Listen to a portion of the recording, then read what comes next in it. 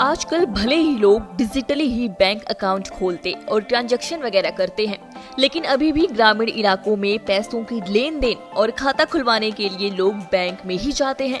कई बार ऐसा होता है कि भीड़ ज्यादा होने के चलते बैंक अधिकारी भी भड़क जाते हैं या फिर काम करने में आनाकानी करते हैं। ऐसे में बैंक ग्राहक को अपने अधिकारों के बारे में जानना जरूरी हो जाता है, ताकि ड्यूटी आवर्स में काम टालने वाले कर्मचारियों पर आप तुरंत एक्शन ले सकें।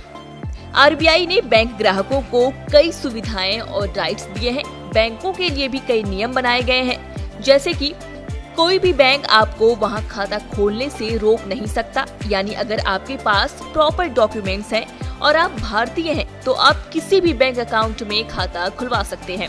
इसके अलावा बीएसडी यानी कि बेसिक खाते में अगर राशि शून्य हो गई है तो बैंक आपका खाता बंद नहीं कर सकता। अगर आप अपना बैंक खाता दोबारा चालू करवाना चाहते हैं तो आपसे बैंक कोई फीस नहीं ले सकता। बैंक फटे पुराने नोटों को बदलने से इनकार नहीं कर सकता। बैंकों को बुजुर्ग और दिव्यांगों को एक ही खिड़की पर सभी तरह की लेन देन वाली सुविधाएं देनी होती हैं। चेक कलेक्शन में निर्धारित समय से अगर ज्यादा समय लगता है तो बैंक को ग्राहकों को मुआवजा देना होता है।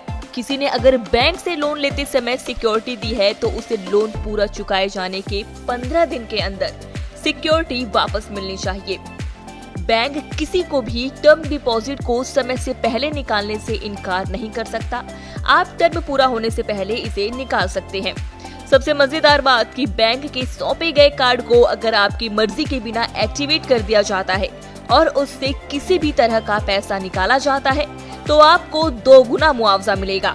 इसके अलावा अगर बैंक से रिलेटेड किसी भी परेशानी की शिकायत करनी है तो आप आरबीआई की ऑफिशियल वेबसाइट पर जाकर शिकायत कर सकते हैं। साथ ही मेल भी कर सकते हैं।